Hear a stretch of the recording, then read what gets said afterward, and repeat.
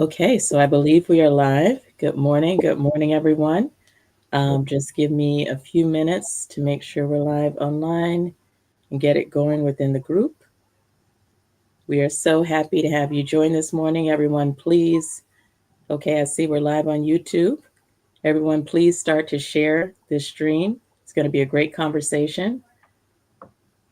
Just a minute.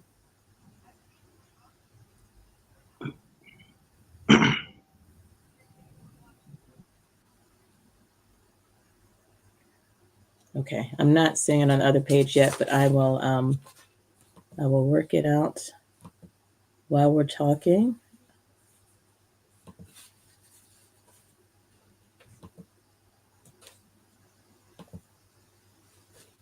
Okay.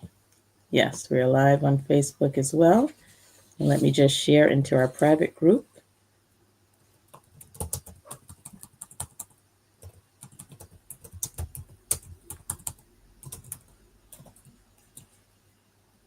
In one more place, and we will get started in just a minute.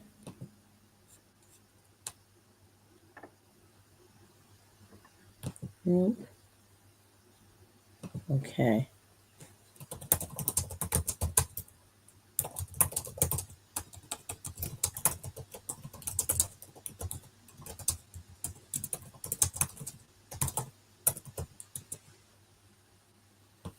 Okay, I think I did it. So, good morning, everyone. We have two dynamic speakers this morning who we're so excited about, and I just want to take a few minutes to introduce them, starting with Mr. Donald Ruff Jr., who you see to your left. He is the president and CEO of the Eagle Academy Foundation.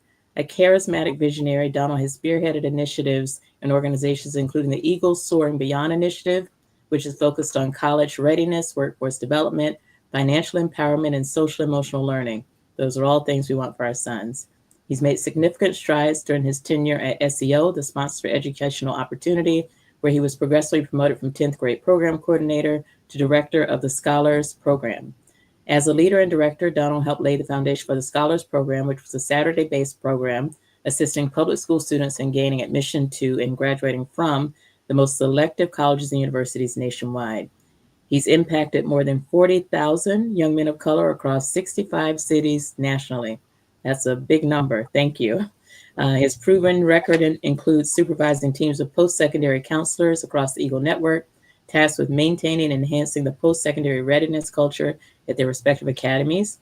He is the architect and driving force behind Eagle Academy Foundation's all-male college fair, which has served more than 3,000 young men of color across New York City. I won't read everything. He's got a lot of honors, a lot of awards, a lot of speaking engagements, honorary degrees, and he's a graduate of Oberlin College with a dual bachelor's history degree in history and African American studies. So I'm going to switch to Ramón Javier. We're so excited to have as well, who is the head of the George Jackson Academy. He is a lifelong New Yorker, proud of his Afro Latinx roots, and he's a member of Prep for Prep. He graduated from the Hackley School, Williams College, and received his Ed.M. from Teachers College at Columbia University. He worked for Prep, the Teak Fellowship, KIP, Packer, where my son used to go, and the Trinity School in a variety of leadership roles. He also served on the NYSAIS Diversity Committee for 6 years. He sits on the boards of the International Boys School Coalition and the New York State Association of Independent Schools. He also sits on the advisory board of Parents in Action. After serving on the Education Committee as a non-member, Ramón will join the full board of trustees of the Grace School this fall. He is in his third year as head of school at George Jackson Academy. He's married with two amazing kids. Also left out that Donald's also married with two amazing kids. And he's also a diehard Mets fan. And I learned during our prep call that he's into building with Legos as well. So maybe we'll get into that. So, so thank you, gentlemen, for joining me this morning. I just want to start by asking each of you to tell me about the schools you lead and the populations you serve. Who wants to go first? I'll set it off. Okay. George Jackson Academy it's dope. It's a beautiful school. We are an all-boys middle school, grades 6, 7, and 8. We focus on kids from low income and low wealth backgrounds. They come from all 5 boroughs, Long Island, We had kids coming from Connecticut last year, and some kids can come from Jersey. We are predominantly boys of color, but we accept folks from every background. Every faith tradition is represented. Um, we support families who are first generation as well. So it's a really, really, truly diverse place. And we really focus on preparing the boys academically, but also building character and supporting their social and emotional growth. And then we get them ready and they go off to top high schools, independent day and boarding schools, top parochial schools, top public schools throughout the city in the Northeast. And I would say, I think the most important thing of the work that we've done is that the boys grow up to be good men and that have a really positive impact on any community of which they're a part. So I think that's our proudest achievement. That's beautiful. Yes, I want to talk more about that critical middle school period as we get into the conversation. Donald, can you share about the Eagle Academy? Yes. So the Eagle Academy is a network of 6 all-male public schools. So we have one in each of the 5 boroughs of New York City and one in Newark, New Jersey. A 6 to 12th grade model.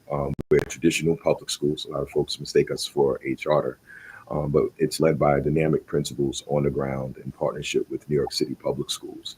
So that's about 80% of our students qualify for free or reduced lunch or come from low-income backgrounds. A number of them are first gen. Most of our young men come to us in the 5th or 6th grade, 2 degree levels below. And we have achieved a 95% high school graduation rate. So our programs are rather unique and necessary in the communities that we serve. Wow, that's amazing. They come to you 2 to 3 grade levels below. I didn't realize that. So we need to get into that and figure out one, why you think that is and what you all are doing to reverse it once they get to Eagle. So tell me, like, how did each of you end up in these environments? Did you set out to teach in an all boys environment, or is it something that just kind of happened in your life? Ramon? No, I did not. I did not. I've been working in nonprofits, education access programs in schools, my whole career. And there was always boys groups that I would lead. But no, I had never really thought about working in an all gender space in general. But when the opportunity came up and I visited GJA, the first thought that came to me was, even though I was in a program called, Prep for Prep that changed the trajectory of my life, I was like, if GJA was around when I was in middle school, I wish I would have gone to this school. Why is that? What was it about it that drew you? Yeah, and I can speak a little bit more about the school. I think what makes our school, what we do unique, is that when we focus on boys first and foremost, right? And boys and girls in middle school, they're at different stages developmentally. And look, that's not the case for every boy or every girl, but overall the trends are that girls are developing their level of maturity, they're developing verbally at a faster rate than boys at that time, right? So boys are struggling, I think, with the emotional piece, how to communicate their emotions, how to articulate them, how to name them.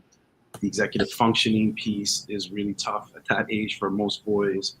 And so we focus on that. Along with the academics, we're looking at executive functioning, we're helping them identify and articulate their emotions. I think that has positive impact on educational outcomes. For sure. So, I'm experiencing a little internet freezing. I don't know if you all saw that, if it's just me. Was it just on my end? I didn't see it. No. Okay, so if I suddenly disappear for whatever reason, y'all just keep talking to each other. You know what we're talking about, right? Let's keep going.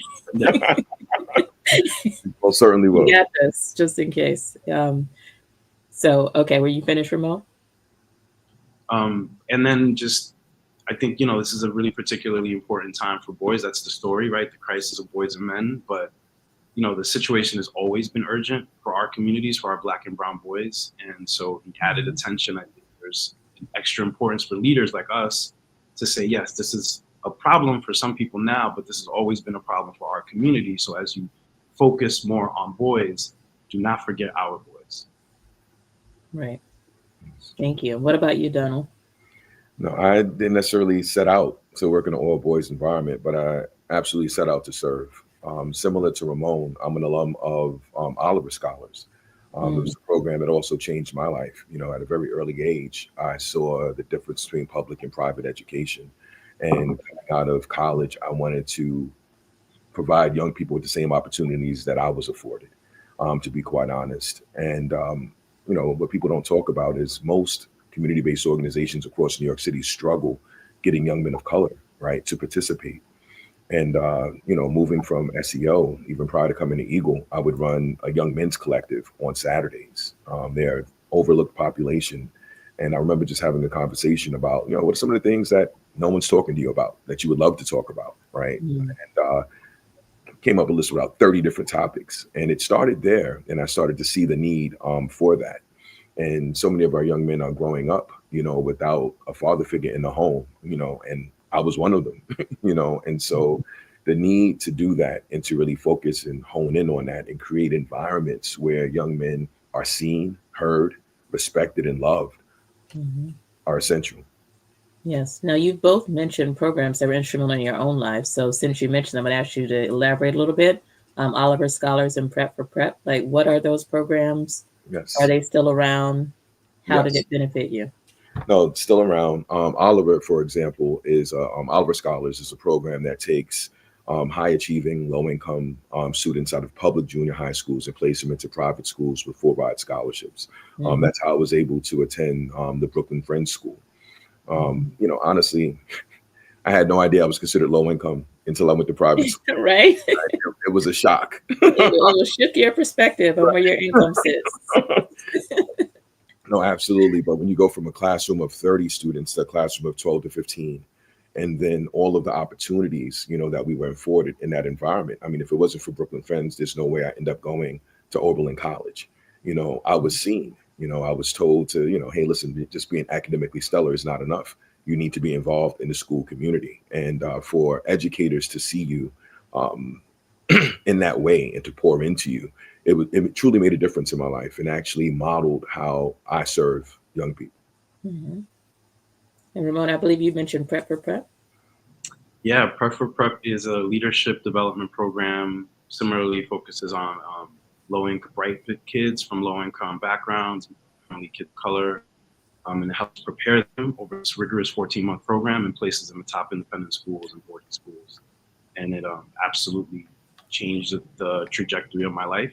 I think one of the biggest things that it did was it took me, I wasn't involved on the block, but I grew up on the block, and it helped me realize that I have to navigate a much bigger world than just Dykeman, Mhm. and it exposed me to so many different things and helped me develop different aspects of myself so that I can confidently go into any room, talk to whomever, whatever your level of education or lack of education, and be able to build some sort of connection with you um, in an authentic way. So it's probably the thing that I'm most grateful for. The Prep for Prep is that ability that I acquired through that process. Yes. That's amazing. So you both went through programs that placed you in independent schools, private schools, and now you are leading. I would imagine that those environments were significantly different than the environments you lead today. So I'd be interested to hear what the differences are and what makes your schools unique. I think the difference is, it's interesting because I think at Eagle, we have a very unique culture that has been established for our young men. I'll never forget Dr. Lenore Falani of All Stars Project visited a number of our schools. We had this Cops and Kids program. And one of the things that she noticed by the time we got to the third school, she has been in hundreds of New York City public high schools. She said, Donald, there's a difference between these schools and Eagle. And she said, your young men know that they're loved. There's not an adversarial relationship between the adults and the young men. And, everything from our house model is vertically aligned, where it's a peer supporting peers mechanism. Each house is named after a prominent leader of color. And what is a house? What does that mean in the school environment? System. For example, we have a President Obama house, a Che Guevara house, Roberto Clemente house, and a Malcolm X house. So the houses run from 6th through 12th grade. So each young man is in a designated house. Each house has a chant. They earn points. It creates a positive peer culture where we're able to celebrate them. We have a town hall ritual every morning where it's a pulse check for the community. Our young men recite Invictus every morning as an affirmation before they begin their day. We have convocation. We have multiple celebrations to affirm them right? And to celebrate them in a world that tends to criminalize young men of color, right? We help to embrace them and create a space of belonging, where they could take off the mask, right? Not have to be hardcore all the time, but laugh, cry, share what's on their minds and hearts. And we do that through a number of our rituals, from our decision days to our tie ceremonies. It's really about celebration and affirming them. And I think, people overlook culture, but you can't overlook that, because that is the gateway to learning. And it's not just as per your job description. You can be a mastery of your content, but if you cannot connect with a young person, right, and help them unpack that luggage that you didn't necessarily help pack, right? If you can't put their learning in context to the experience that they're having, the work is a balance of empathy and accountability, but also understanding that they are not who they will become. And it's also about believing in them until they can believe in themselves.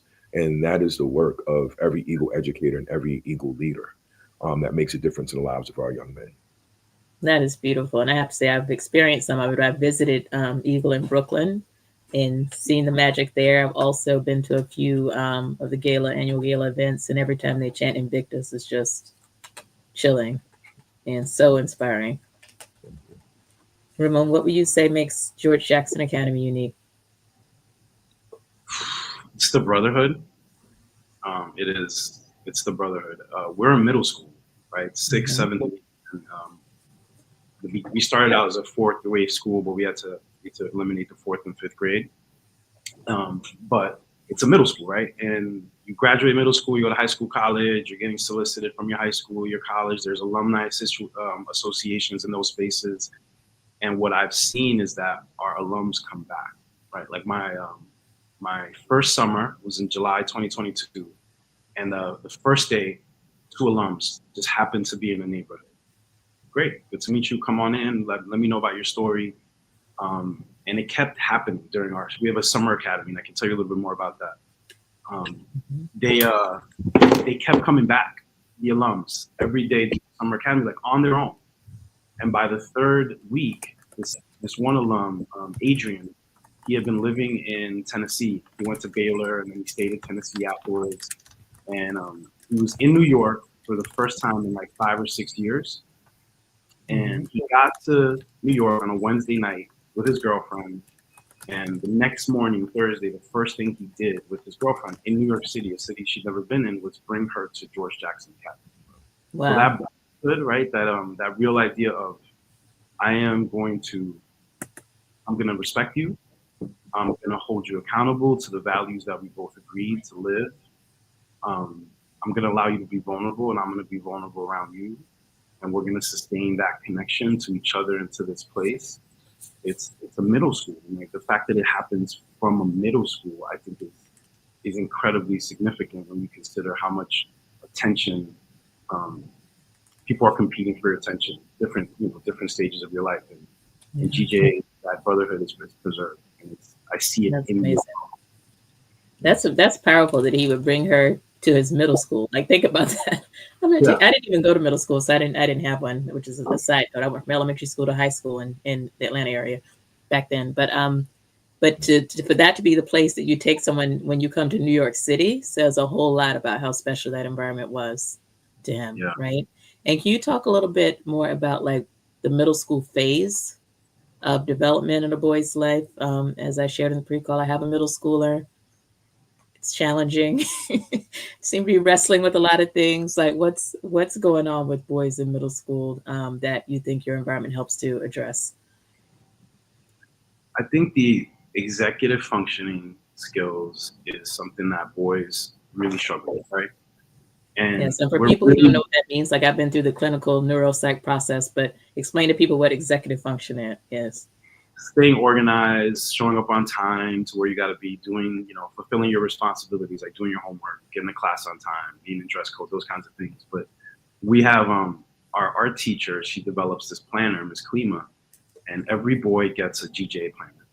And every Monday morning, we start out the week. It's called Planner Mondays in community meeting. Every boy arrives, we sit in the cafeteria, every boy pulls out their planner, and they go through the week by grade. right? So the sixth grade, okay, do we have any exams this week? Are we taking any trips? Anything noteworthy this week? Yes, we have a Spanish test on this day. We got Exploros on Friday. And everyone puts it in their planner. We do that for the seventh grade. We do that for the eighth grade. Then we talk about any big school events that are happening so that everyone's aware. And then we do gratitude, right? We think about what you're grateful for. And then we look at goals. You know, what were your goals last month? What are your goals this month? How's that progress going? And then we have our advisors.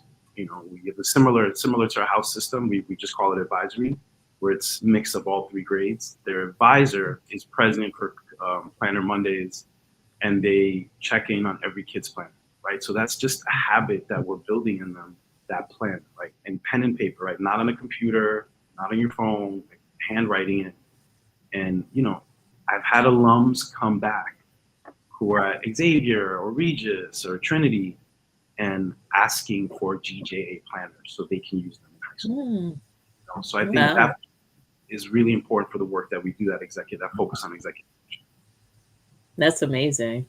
Yeah, my son's school has some of that, and I explained to him this is out of all the stuff you're learning, like this planning aspect will be the most useful thing in life going forward. Like more, don't take it for granted. It's like it's a waste of time. We have to go to a whole class. I think they call it foundations, and it's like how do you organize?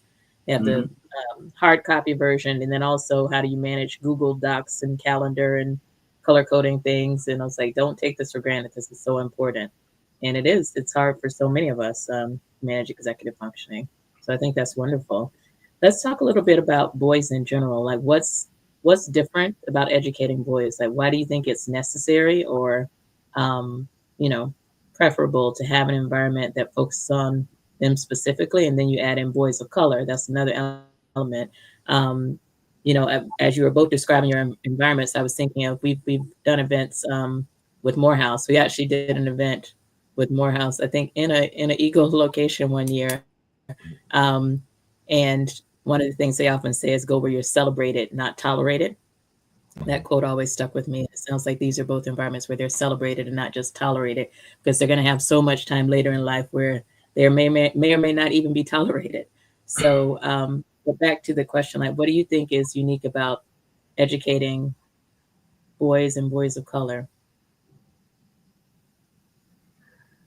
You know, I would go back to what I said earlier. You know, they are not who they will become.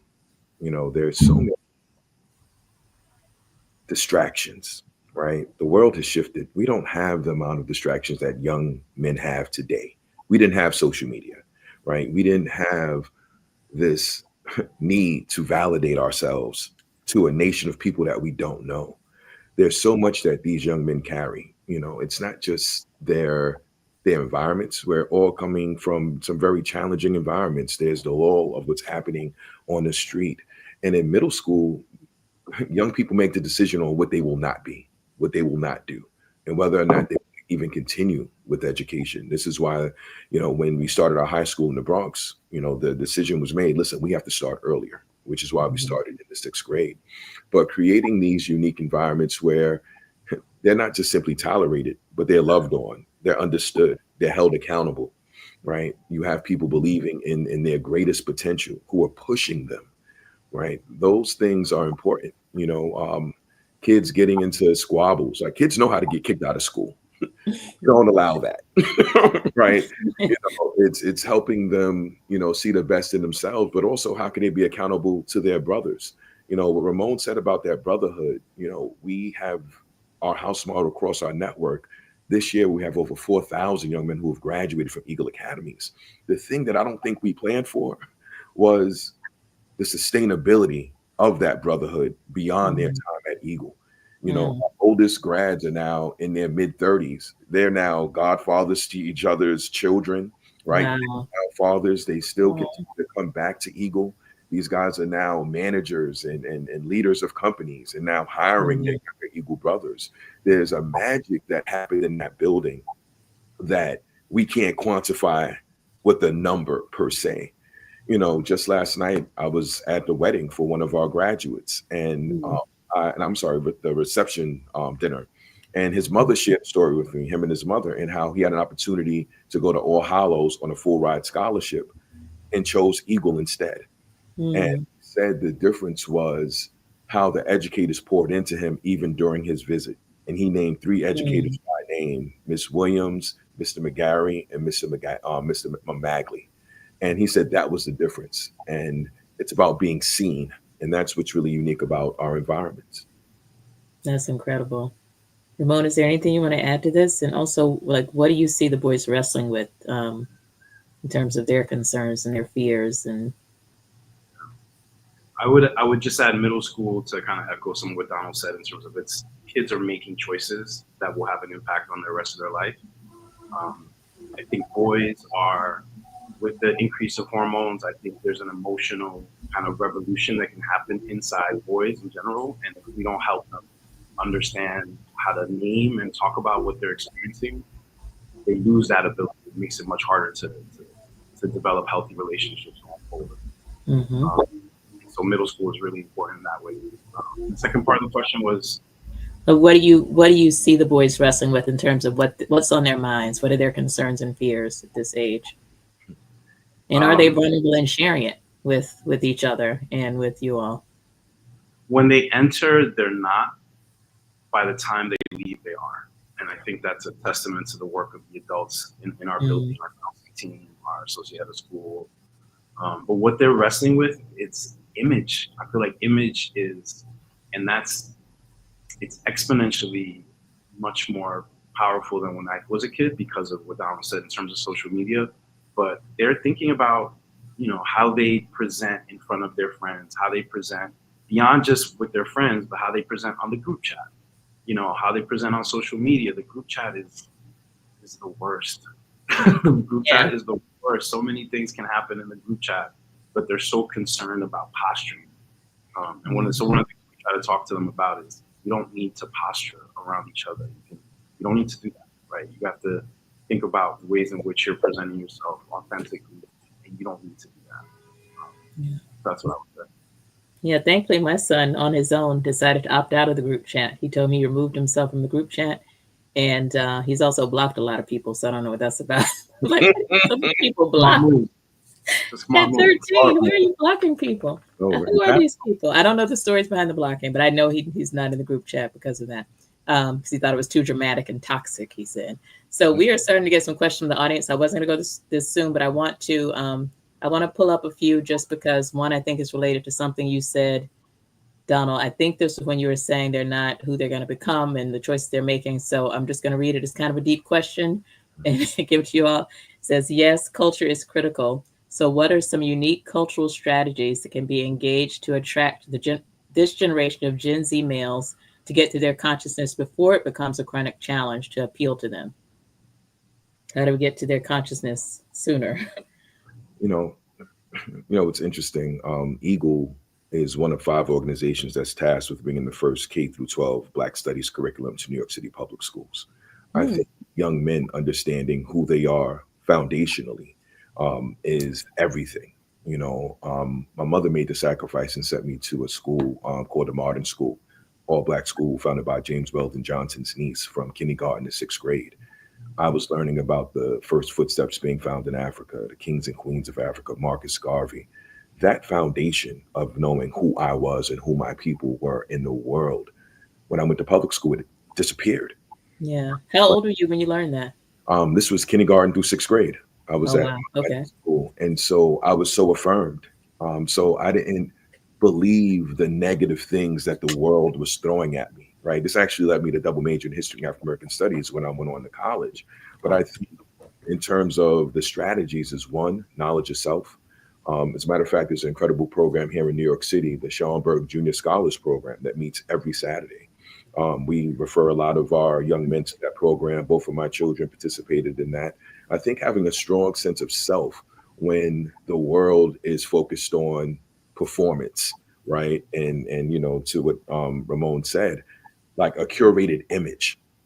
So I think it's about creating a safe space to have courageous conversations, having places where they're celebrated, not just academically, but for improvement, right? For doing the right thing. All of these things matter. A big part of why we have a decision day is we're celebrating all pathways, whether you're enrolling in college, right? Whether you're entering the workforce or whether you're going to the military, right? Or going to a trade school. It's how we celebrate them and affirm them in a positive way to create a counterculture to what they're experiencing on a daily basis and how they're being poured into negatively. Those are some of the key things that are essential. Yeah, that's great. And you mentioned the different paths. I agree that it's important to celebrate and make them aware of all the various paths they can take. What is the breakdown of what most students choose in terms of college versus trade schools or So, entrepreneurship, so something else? yeah, so now we're looking at, it's funny, it should be an 80-20 split. Hmm. See kids enrolling in college afterwards, but as you're seeing the ridiculous cost of college these days and the crippling debt, we're now seeing about a 70-30 breakdown. 70% of the young men looking to enroll in college, 30% looking to either enter the workforce or enlist in the military or go to a trade school. Okay, very And it interesting. comes down to money. So many of our Right. being low income, they have the pressure of earning immediately, which is why we're also looking at things differently. Like, what are the opportunities to earn and learn? Right? It shouldn't be an either or. What are the career fields that provide tuition reimbursement, that provide tuition forgiveness? How do we push Mhm. the envelope on disrupting what we know is normal? Yeah, thank you.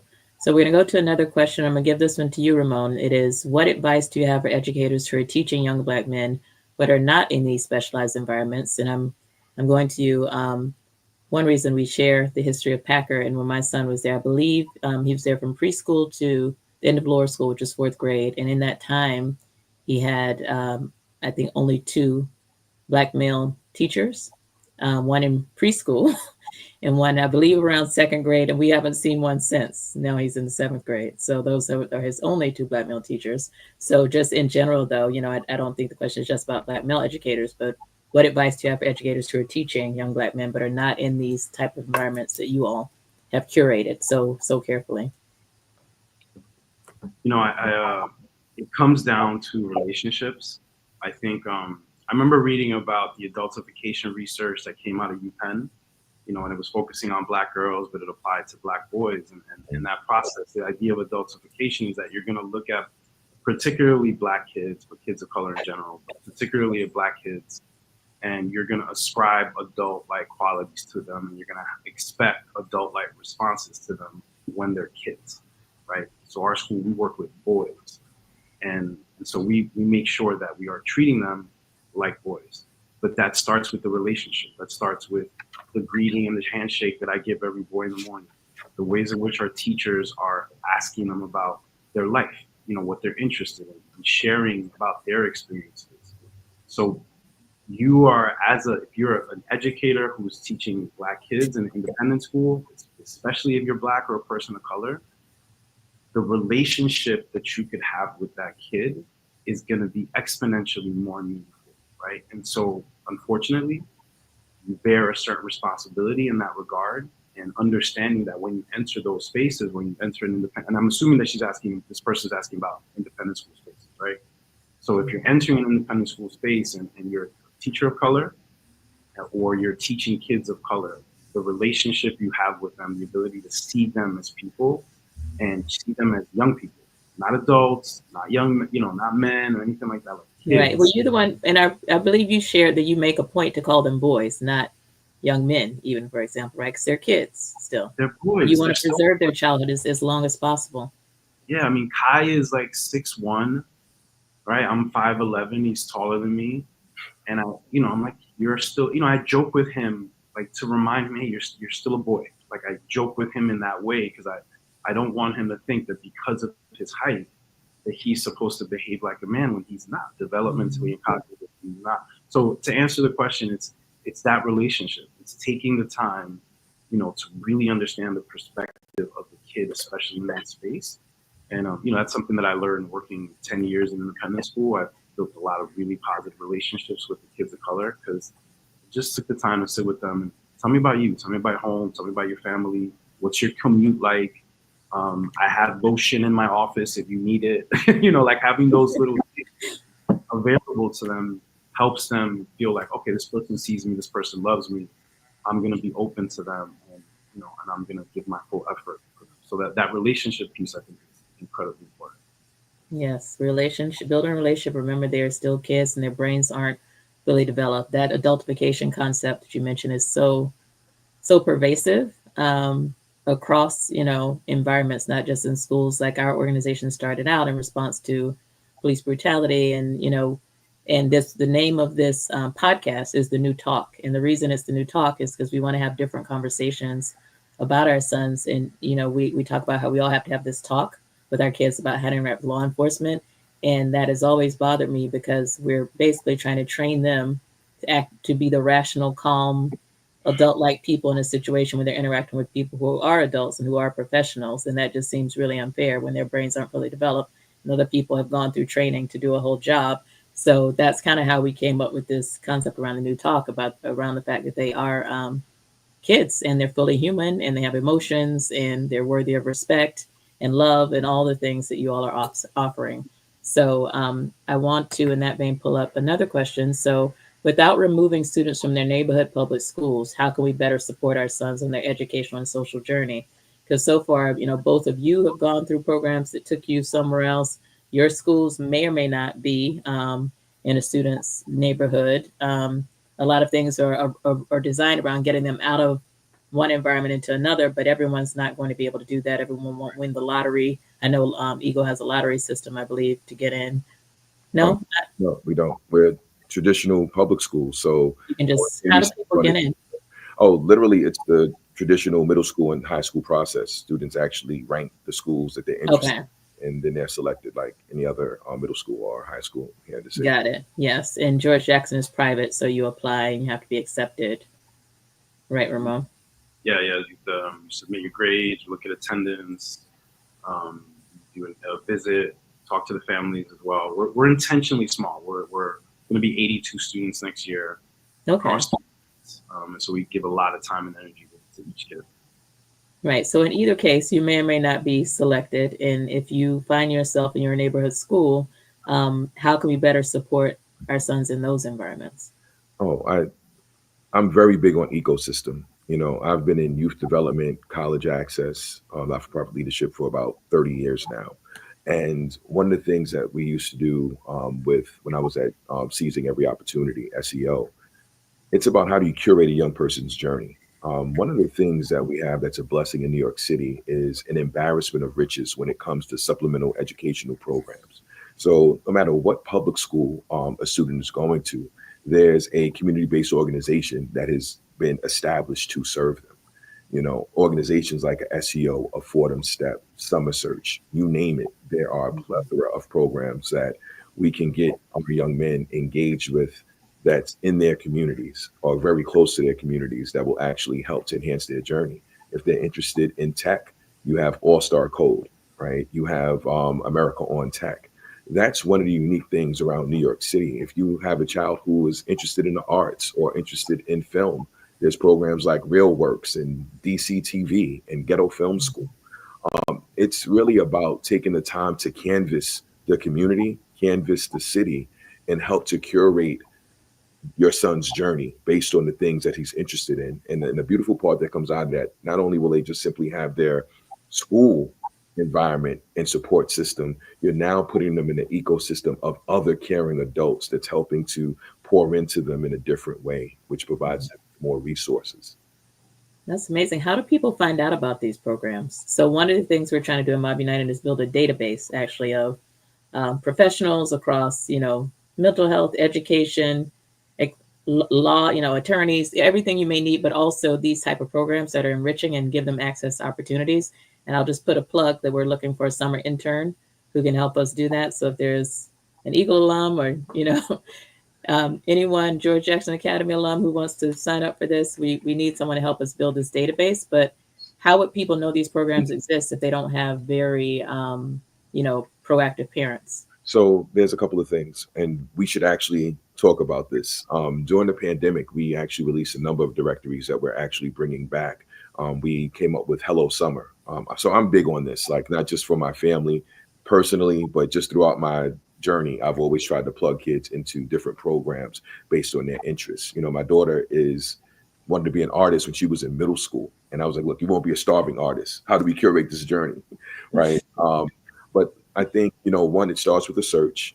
We also have our Hello Summer directory that we're actually about to re-release, but then there's also programs that we do that serve beyond our Eagle network. So while we've established this network of schools, our work goes way beyond that now, where we're working with our alumni, but we're also working with public school students across the city. So we have an all-male college fair that we do that has over 100 colleges that's open to the public. And we also launched 3 years ago our Career Pathways Expo. And the focus on that was just really for young people who are looking to into the workforce after high school. Most guidance counselors have no idea what to do with that kid because the college process is so ingrained in what that senior year is. But at that event, we had over 60 exhibitors. So there's a few directories that I could actually share with you, Dipelsha, to share with your audience. Okay, that would be great. Yeah. And with me too. Please share it with me too. Yes, definitely. Yes, that's what this is all about, working together in partnership to expand opportunity and, help them get to where they need to go, help them reach their full potential. Dipelsha, the only thing I would add to what Donald said is I think making sure that you have the conversation with your son prior to it to reduce the expectations, any expectations of perfection, because when you're trying all of these things, some of them are going to stick, some of them are not. Maybe it's just 1 out of 10, but letting them know that that's part of the process. Like, you're going to try things and you may fail, you may not like them, but you have to keep trying. And I think setting that expectation from the beginning, coupled with the vast array of opportunities, I think it'll lead to more success. We bring both of those things together. Yes, that's the journey of self-discovery. And I think the challenge for us as parents, and especially moms, maybe dads too, but I'm talking more to the moms, is that we often have these hopes and dreams of our own and these visions of where we want our children to go and who we hope they will be and what types of activities we hope they will be involved in. We try to curate this perfect schedule and menu of options based on that. And that may or may not be who they are. That may or may not be what they're into. So finding that balance, letting them try everything and discover, but then really helping them to get on the path to the journey of who they actually are, not necessarily who you envision them to be.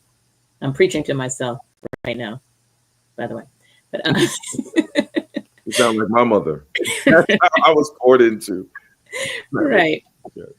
So I want to pivot a little bit because the reason I wanted to have both of you on today together is because both of your institutions are celebrating 20 years this year. And that is a major, major milestone for you to make it 20 years. So I just want you to reflect. I know you haven't both been there for the whole 20 years. You have the school history, but share a little bit about what you're most proud of in terms of accomplishments for your schools and, the track record, anything you want to share at this juncture.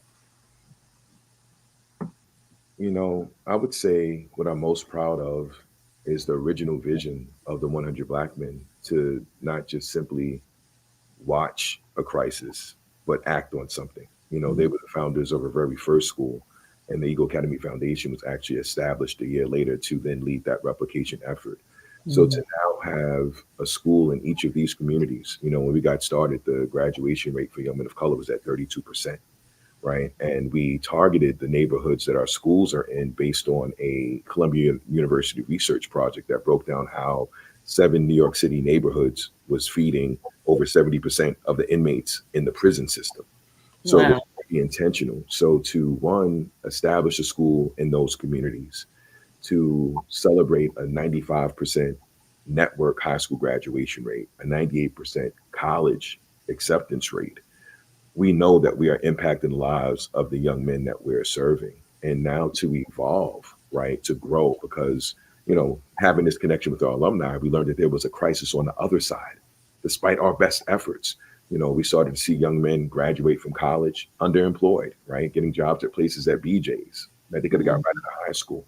Kids who ended up being poorer than when we met them because of student loan debt, right? Still struggling. And what we learned was that their ecosystem was lacking. Industry doesn't speak to higher ed doesn't speak to secondary schools, and community-based organizations are all out fulfilling their own mission statements. So when I transitioned to this role, I wanted to establish our organization as an ecosystem builder. How can we ensure the long-term success of our young men? It's not about school redesign all the time. It's about community redesign. And how does every entity have an investment in the long-term success of its young people? And so I'm so thankful for every single leader, every single educator that have poured in their time into the young people across our Eagle network, but also how we've evolved to really meet the need Mm. long term for our young men. Wow. Before I go to you, Ramon, I want to highlight a few things that you said. I'm glad you mentioned 100 Black men because I wanted to speak about their involvement in getting Eagle started. So the power of nonprofit organizations coming together to actually set a goal and bring it to fruition. You mentioned Columbia University research. I was not aware of the whole 7 neighborhoods feeding 70% of the prison population. That's so deep.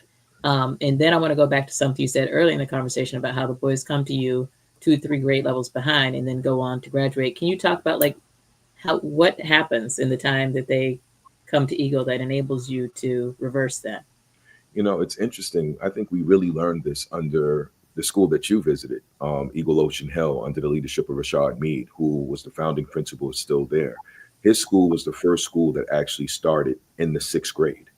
And what we were able to do as a result across the network now, most of our students are taking Regents exams, multiple Regents exams before they even step foot in high school.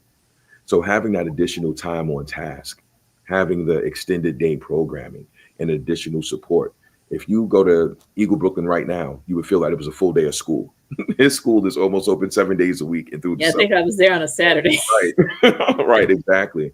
But it's really that additional time on task. I think, middle schools and high schools get caught holding the bag on what doesn't happen in the elementary school space. And everyone's heard the statistic about, they're counting up prison beds based on the reading scores in elementary school.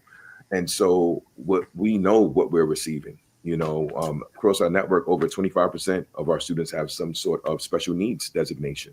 So our goal is to get them to grade level and position them to graduate and realize their greatest potential. And so having that 7-year runway has been key to that journey. Wow, that's amazing. Ramon, what about you? Our school was started in 2003 by Brother Brian Cardy. He's very funny Christian brother. He's amazing. He's a kind of legend in New York City. Schools started a few different other schools. And he started it with this mission to focus on boys because our namesake, George Jackson, he had gone to the school called Monsignor Kelly. It was an all-boys school, Fordham Prep and Harvard. He always wanted to start an all-boys school. So the school was started in his honor after he passed away in 2001 from a brain aneurysm. And I'm proud that we are still here, right? Because we operate as a nonprofit, but we are a school. And so we have a tuition of $25,000, but no family pays that. Right? Everyone receives significant financial aid. And so the fact that we are still thriving is one, I'm proud of that. And that's a testament to folks that came before me, David Arnold, Andre Del Val, other folks and educators that have been part of the school for a long time to keep this mission going. So that's the first thing, thankful to our founder and the fact that we're here. But I think, and I go to our alums, I look at the kind of men they grow up to be, and then the impact that they have on their communities. And I think as Black and Latino, as men of color, having those folks that come from these neighborhoods, like I'm from Washington Heights, right? Dykeman. And when my kids see me in a suit every day and I can talk to them like someone from their block, but I can also quote James Baldwin or whomever, I'm setting an example for them. And our alums go out and they set that example for other boys that look like them. And we need that desperately for our own community, for our boys to see each other. So we have guest speakers and we try to bring as many, a variety of fields, but we try to bring as many men of color and women of color in there so that the boys can continually see themselves represented in spaces beyond doctor and lawyer, beyond these are the simple measures of success. There are many different measures of success. But that piece about like the character and the kind of men that they are, that they can be vulnerable with each other. They're going to hold each other accountable. And those 4 core values of courage, integrity, and empathy they lead into leadership, which is the 4th value. I mean, that's the part that I'm most proud of. They go off to great high schools. They go off to great colleges. We have all the metrics of doctor, lawyer, that kind of stuff. But it's the kind of people that they are, the kind of men that they are, that I'm most proud of. That's beautiful. Yeah, the legacy of your alum and the brotherhood that they formed that continues to exist throughout their lives. Yes. So you talked about the accomplishments. What did it take for y'all to get here, and what will it take to stay where you are and continue to thrive? We were talking a little bit beforehand about the fundraising challenge, for example, and how you are doing all this great work, but also have to like constantly fundraise just to stay afloat. I mean, personally, for me, my story starts with my grandmother. She came to this country from Dominican Republic after a 30+ year dictatorship when she was 37. Knew very few people and didn't know the language. My mother followed 4 years later, and they settled eventually in Washington Heights and Dykeman. Had they not made those choices, there's no way that I would be here. So I always start with them. You know, being in leadership in different spaces, charter school, private schools, education access spaces, that I didn't know it was preparing me for this kind of work, because part of my job as a head of school is to go out and tell the story of GJA, promote the school for applicants, prospective teachers, and especially donors. And that's a big part of my job, is going out and talking about our school and bringing in the money to help support what we do.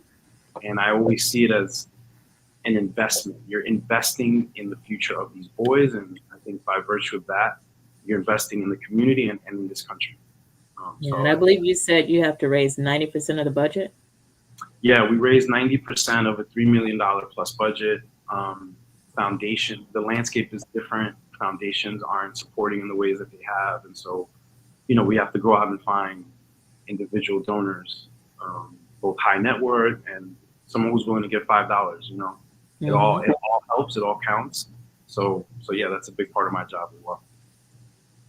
Wow.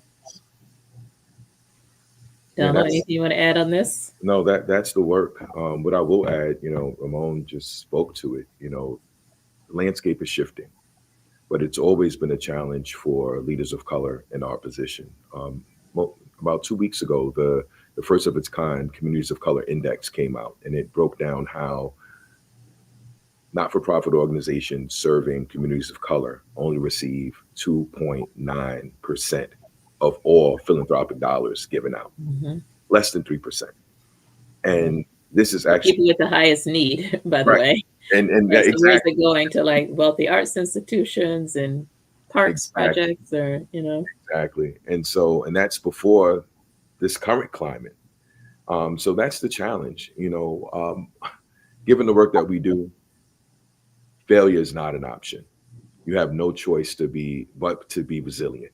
Right. But to continue to fight, to figure things out, think outside the box. How do you diversify your revenue streams for your organization? We know government funding is disappearing left and right. Organizations like ours are under attack.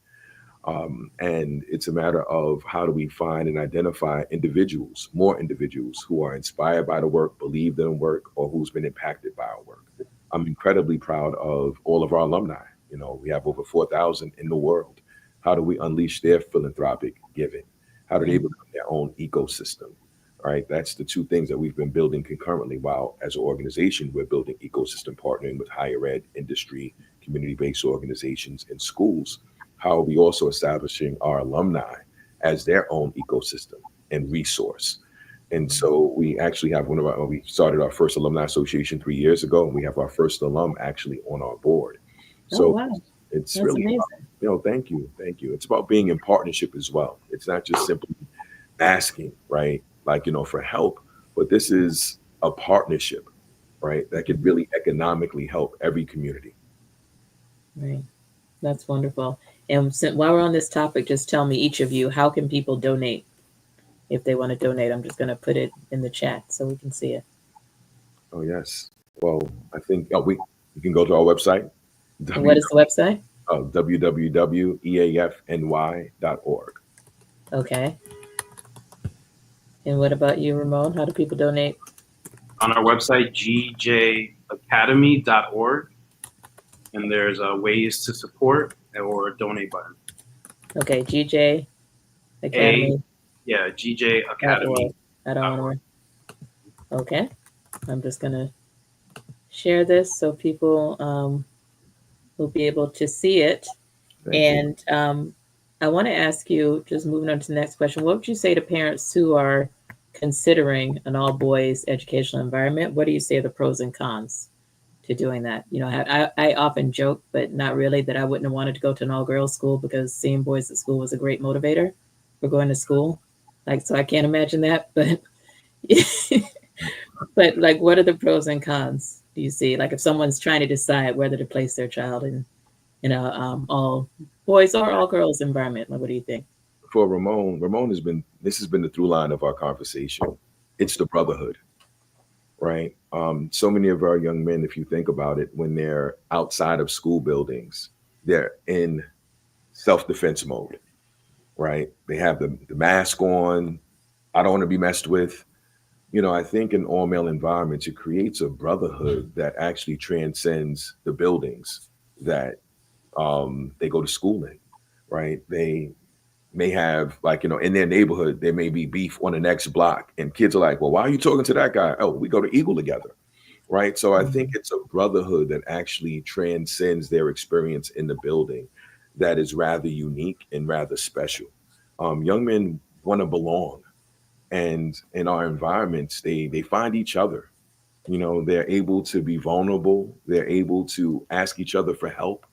You know, creating those conditions are also life skills. Most young people don't know how to ask for help, right? And they will just quit like it's hard. But I think creating the conditions for that brotherhood is essential. In terms of the con,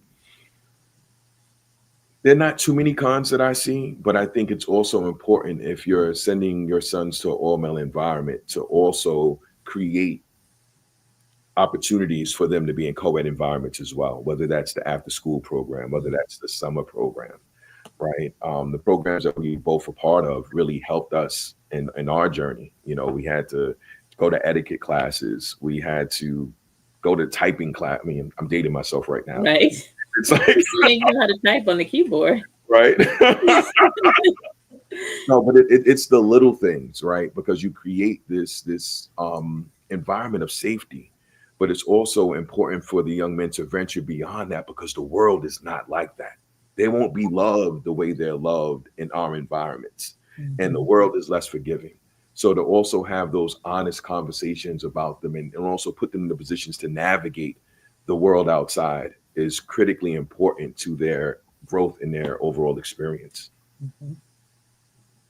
You know, I would add, I think from a practical perspective, boys are at different stages developmentally in middle school than girls.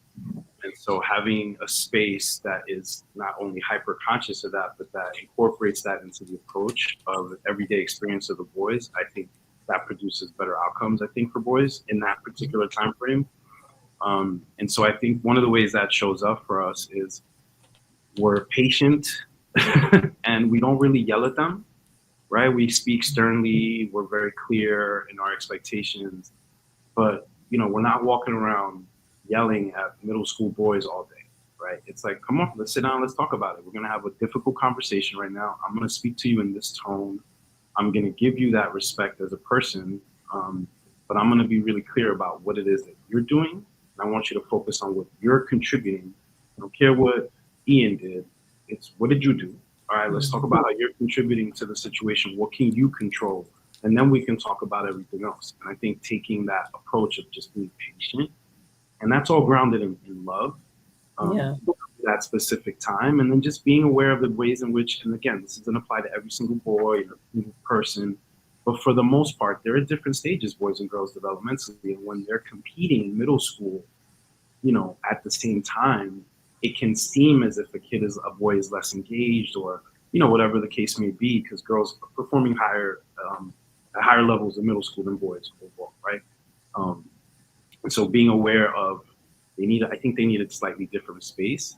I think benefits them in their development, so that when they leave our school, that question of, and they're not making the decision, to Don's point earlier, of I'm not going to be a student. They're not making that choice.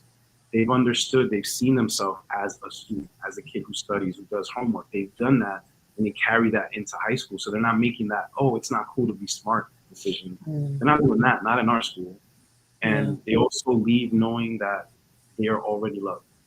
They're already loved. You don't have to do anything to earn our love. You have it That's from day beautiful. one. And that's So for it them to. sounds like, yeah, go ahead, finish what you're saying first. No, I said to internalize that. It's really important. Yeah, it sounds like your approach is more based on dialogue than discipline. And it just reminded me that I've been in some environments, some all boys schools, where it's very strict discipline, almost like military, police level discipline, like you have to line up. You can't talk. I went to school, I won't say the school because you all would know it, but you can't talk in the hallway. You can't talk at lunch. I was like, what do you mean they can't talk at lunch? Well, they only have 25 minutes for lunch, or we give them 5 minutes to make noise at the end. It was something very bizarre that I didn't understand, but it was almost like a military um, type approach. And their philosophy was like they need discipline. They need to understand like this is you have to behave this way. You have to, I guess, comply. I don't know, but like it sounds like George Jackson is not heavy on that. What about Eagle? Like, what's your approach to discipline versus some No. other approach? I've heard you both use the word love a lot, which is beautiful. So yeah, we don't have deans of discipline. We have deans of scholar life, right? Everything is about restorative and having a conversation and a dialogue. It's not a police state or, prison prep, right? Line up, Right. right? Yeah, like why are we lining up on a straight That line? Like doesn't make why? sense. Not talking in the hall. Like we force the community. And that's Mhm. what this is about, to have in a house model system, a older student checking a younger student's behavior, right? Like Mhm. you don't see that in other places. There was a time when we were all coming up where a parent will check another child's parent, right? That doesn't happen in the world anymore, but in our school buildings, there is a community and there is a collective responsibility that exists. So no, we're not heavy on yelling and harsh discipline. I remember one time Principal Meade shared a story with me when a high school student got in a little trouble, and he didn't suspend him. Right, what he did was he actually placed him with one of our students who needed academic support, and he had to actually work with that kid that entire week, go to all of his classes and support him academically. It's a matter of how we reinforce positive behaviors, but how we continue to maintain community. Our young men are human beings. The world is harsh enough on them. Why would we replicate that? That is the whole point. You just said a whole word. So we're nearing the end of our time, and I want to get in one more question from the audience, and I'll ask my question first, which is, Donald, you mentioned that Eagle, I believe you said 25% of students have some kind of special needs, and I'm just wondering how you approach that. What type of special needs are you able to accommodate, and what type of supports do you have in place? And I wanted to know from you, Ramon, do you also, I know you have a very small environment. Are you able to accommodate students with special needs? And if so, what kind? Because that's significant in our population. My oldest son has autism, goes to a specialized school, but there's also a comment from the audience about wrestling with ADHD and ODD. So I just wanted to bring that into the conversation. Yes. So every one of our schools has a special education department and team. So it's individualized in terms of what the needs are of the students. They have sub-paras, and so it's very supportive in that regard. So whether it's all of their classes, they actually have that guidance counselor, teacher, and support staff person that actually assists the students with whatever their needs may be. We have a director of student support and a student support specialist on staff. We do have some kids with IEPs, but we don't have a learning specialist. We do offer counseling in the school, but so we're limited in that regard. I wouldn't want to paint a picture that's not true. Right. No, of course. And that's what I expect for a smaller school, Yeah, we do have some kids on the spectrum that come in, they do their work, and they find their place in our community, and it's a beautiful thing to see. We are limited in our resources because we get no funding from. We get about $50,000 from the state every year. So it's wow. Okay, thank you both. Okay, so one more audience question before we get to closing questions. So this is definitely a modern day issue. Today's children are so enamored with streaming and content creation. They're convinced they'll make riches with this one path, similar to pro sports. So I would also bring in the pro sports into this question, like YouTube channels and stars. How do parents support their boys while also guiding them to more concrete avenues? Do you see this as a phenomenon among your students? And what do you say to this? Absolutely. It has been a whole evolution. You know, everyone wants to be a basketball player or a rapper, but now everyone wants to be a streamer, right? And Wow. streaming actually seems a lot more attainable than the other paths when you start to do the math. Hmm. I would say, in terms of encouraging young men who are pursuing these things, is take advantage of existing resources. You know, as I mentioned, programs like Real Works, Downtown Community Television, Ghetto Film School.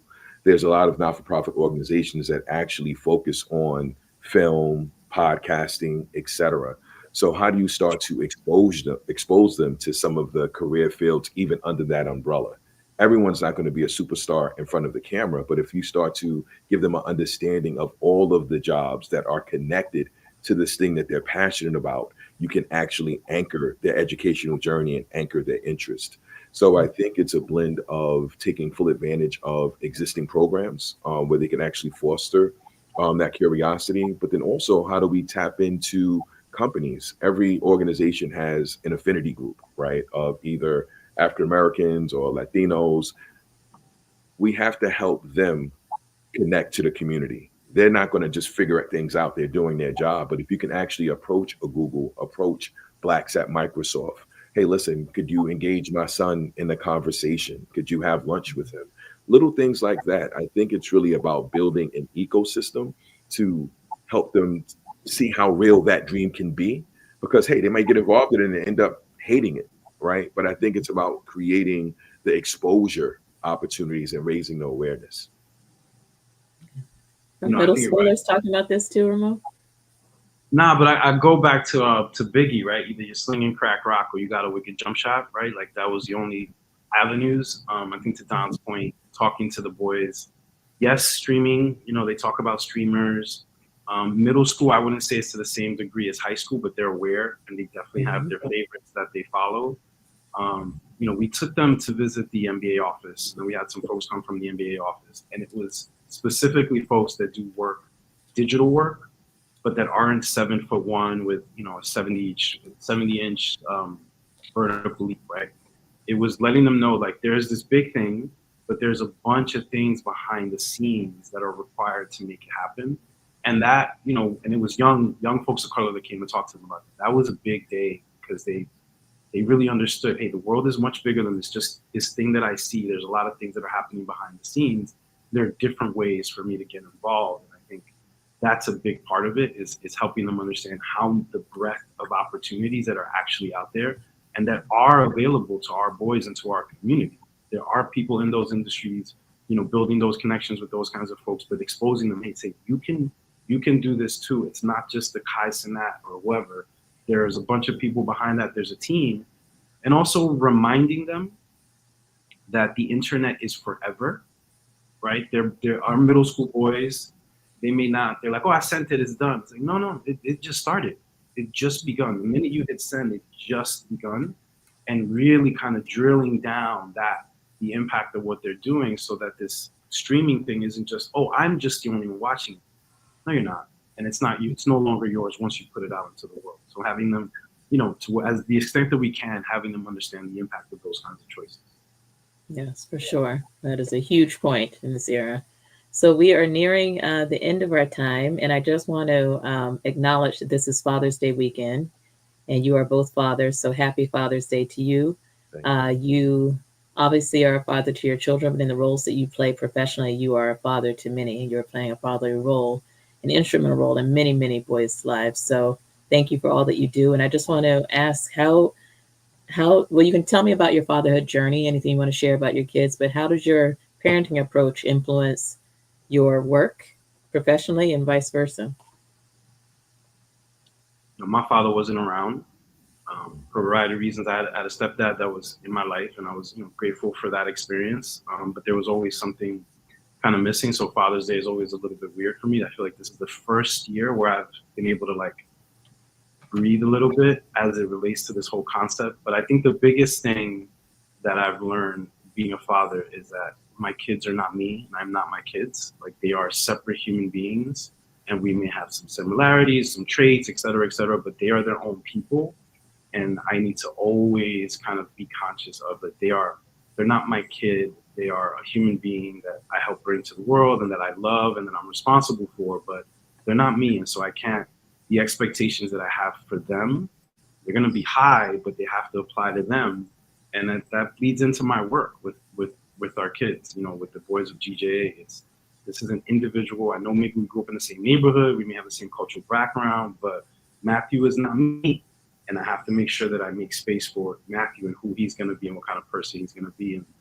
And so that's been a kind of a beautiful journey for me. And it's really helped me grow as a man, as a leader, as a husband, as a friend, as a brother. So I'm grateful for it. It's beautiful. Thank you. Yeah. I also grew up without my father as well. My father was a Vietnam vet. And that's a longer story. But his absence actually fueled me to become the father that I am. I think so much of his absence fueled who I wanted to be and how I wanted to show up for my children when I eventually had them. And I'm thankful for my Eagle journey, to be quite honest. The 17 going on 18 years that I've been here, I'm so thankful to every student that I've worked with. They've allowed me to be a better big brother, a better uncle, a better father. You know, when you work in all male environments, you know, me and Ramon's sons can't get away with anything because we've seen it all. All right. So that's the fun part of it. But how it's really fueled my journey, I think I push my kids differently. You know, I remember having a conversation with my son recently, you know, because I'm always trying to do stuff with him because of my father's absence. Mm-hmm. And I'm rather annoying to him. And I get it. And one day it just clicked for me. And I was like, you know what, son, I just realized that my whole is not your whole. Mm. Right? And I'm present. Yeah. And I'm here every day that you wake up. I tell you I love you every time I see you. Right. And I had to share with him my relationship with my father, and he really didn't know. And he felt bad. Right. And I was like, no, it's not about feeling bad. Yeah. But this has been the fuel that has allowed me to love you so much and be present. Yeah. And I had someone tell me recently, you know, Ruff, you attribute why you do what you do because of your Oliver experience and wanting to give back to your community, coming up in some really hard circumstances. He said, but you show up for these young men the way that you wish your father showed up for you. Mm. And it just hit me all at once. And so that has really, you know, Eagle has fueled my fatherhood journey. I've had great examples of fatherhood, you know, even from, you know, David Banks and his family and how his father poured into his sons. You know, that's an example that I always have looked up to and admired because it's something that I didn't have. So I take examples from all around me to help fuel and to become a better dad each and every day. And I think the one thing I would love for young people to understand is that parents are not perfect. We are human beings and we're figuring this thing out as we go. Amen. Amen. Amen. Yes. Thank you both so much. That was beautiful. I'm so glad I asked that question because it opened up a whole other side that we could do a whole part 2 on, right? Like, thank you both for being so vulnerable and sharing that. It was really, really helpful to understand your motivation and how your personal life's journey has influenced why you're so passionate about the work you do. And we're just so grateful. I have to say I've been so, I knew this would be an inspiring conversation, but I've been extremely inspired by this conversation. I found myself taking notes throughout the conversation. I don't usually take notes. Like, I'm going to have the recording. I don't need the notes, but there was so much rich in it. I'm like taking notes. Like, I want to remember that. So just know that I know this will have great impact. Someone asked, will this be, you know, available and shared publicly? Yes, it will continue to live on our platforms on Facebook, YouTube, and LinkedIn, and on our website. We'll upload it there as well. So if you're watching, please share this. Share it broad and wide so that everyone can benefit from this wisdom. And we're going to get the directory of programs too to share with our population. So just thank you both so much. Happy Father's Day, and thank you for all that you do. Any parting words before we close out? Thank you for having us. And folks, if you're watching, please check out gjacademy.org. Go visit our website, learn about our school. It's dope. Yes. So thank you for having us. Check out our website, Eagle Academy Foundation, EAF, www.eafny.org. And to all of the mothers, continue to pour into your sons, right? I believe that mothers are the true superheroes of this world. And I would not have the success that I've achieved if it wasn't for my mother and the woman that raised me. So continue to lean in, hold them accountable, but also ask for help. Ecosystem is everything. And I just salute you all and I thank you. Yes, thank you. We're getting lots of comments of thanks and great discussion. So people really appreciate the wisdom that you shared tonight too. And we're going to have a part two. I do want to dig deeper, but I'll give you a break for now and let you enjoy your Father's Day weekend. Thank We you. wish you well, but thank you so much. No, thank you. Thank you, Mom. Thank you, the fellowship. Yeah, Have a great day. All right, you too.